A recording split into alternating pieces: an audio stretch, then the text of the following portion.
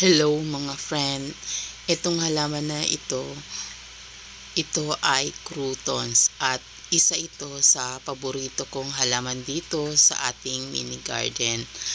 At sa likod nito ay may nagtatago o may nagtago.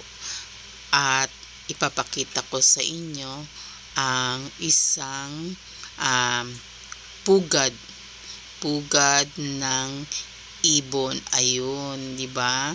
Nakatago ang pugad ng ibon sa likod ng halamang ito na croutons. Ayan. O, ang ganda niya. Ang pugad ay wala ng laman o wala na yung mga inakay. Sa palagay ko, ito ay pugad ng ibon.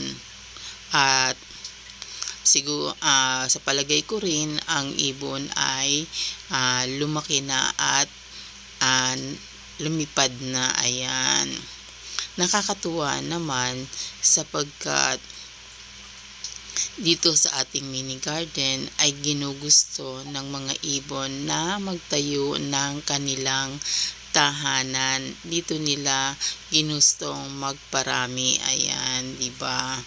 Ibig sabihin, malapit talaga sa inang kalikasan ang ating mini garden kasi ginugusto ng mga ibon na dito magtayo ng kanilang pugad o dito nila gustong palakihin ang kanilang mga inakay or ang kanilang mga munting ibon. Ayan, di ba ang cute naman mga friend, ang galing talaga ng mga ibon gumawa ng kanilang pugad or ng kanilang nest. This is a bird nest. Ayan, wow, ang cute talaga.